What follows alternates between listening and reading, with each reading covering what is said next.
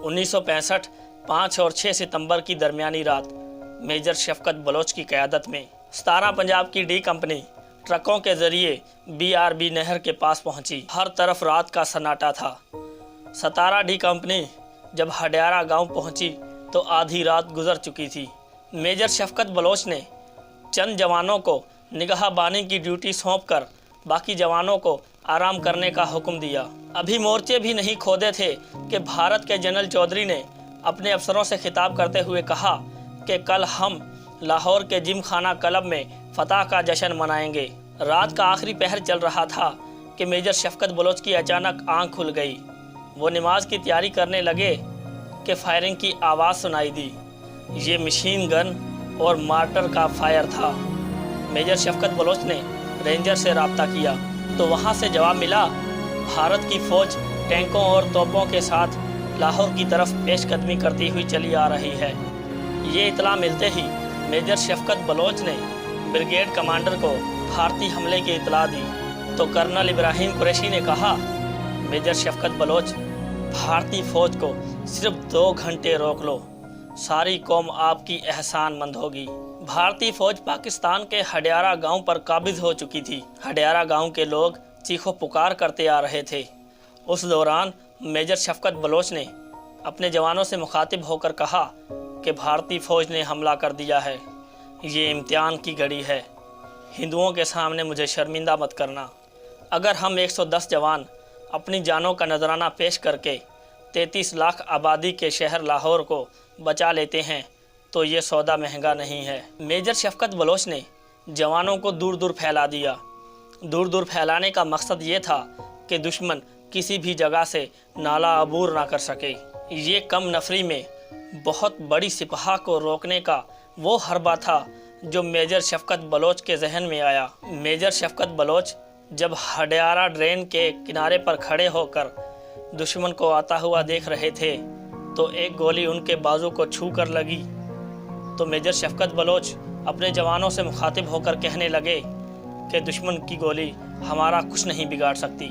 इसी स्ना में हवलदार रहमत चिल्लाया, सर वो देखें दुश्मन के टैंक। वाकई ही दुश्मन के टैंक सफ बंदी किए इधर आ रहे थे। मेजर शफकत बलोच ने हुक्म दिया, ड्रेन के पुल को बारूद लगाकर तबाह कर दो। इसी दौरान एक बहुत बड़ा धमाका हुआ लेकिन पुल तबाह ना हुआ। कुछ इस तरह बैठ गया कि गाड़ियां आसानी से गुजर सकती थी। मेजर शफकत बलोच ने SOS का फायर मांगा, साथ ही अपनी जीपों से RR पर फायर भी खोल दिया। नायक मुनसिफ को हुक्म मिला कि वो दुश्मन के पहले टैंक का निशाना लेकर फायर करे। फायर खुलता है, दुश्मन के पहले टैंक के पुरखच्चे उड़ जाते हैं। भारत दुश्मन की पेशकदमी रुक जाती है। दुश्मन को पहली बार एहसास हुआ कि पाक फौज के जवान भी ड्रेन के उस पार मौजूद हैं। अब दोनों जानिब से ताबड़तोड़ जंग शुरू हो चुकी थी। लेकिन हैरत की बात यह थी कि हमारे फायर निशाने पर लगते थे लेकिन भारतीय फ़ौज के फायर बेकार जाते। जब ब्रिगेडियर असगर कुरैशी ने मेजर शफकत बलोच से वायरलेस पर रब्ता किया तो दुश्मन को हडियारा गांव के ट्रेन पर रुके हुए 2 घंटों से ज़ायद का वक्त हो चुका था। ब्रिगेड कमांडर ने मेजर शफकत बलोच से कहा, मेजर शफकत बलोच, मुझे तुम पर फ़ख्र है। तुमने वो मौजज़ा कर दिखाया जिसकी पूरी कौम को ज़रूरत थी। मेजर शफकत बलोच ने कहा, सर मैं आखिरी जवान आखिरी गोली तक दुश्मन को इधर से उधर पेशकदमी करने नहीं दूंगा। ये मेरा आपसे वादा है। हैरत की बात तो ये है कि एक कंपनी के ख़िलाफ़ दुश्मन की 18 कंपनियां बरे से बेकार थी।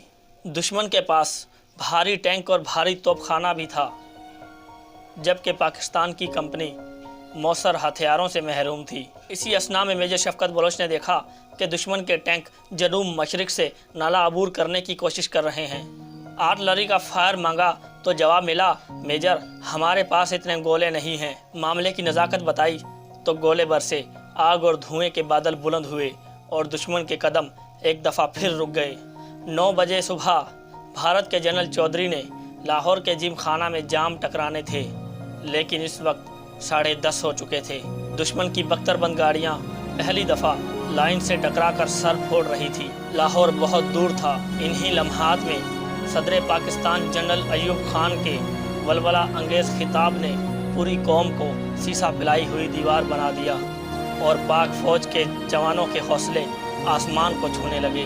امریکی ہفتہ روز میگزین ٹائم کے جنگی واقعہ نگار لوئس کرار نے 23 ستمبر 1965 کے شمارے میں لکھا، میں شاید اس جنگ کو بھول جاؤں لیکن میں میجر شفقت بلوچ کی اس مسکراہٹ کو نہیں بھول سکتا جو مجھے محاذ پر لے گیا تھا۔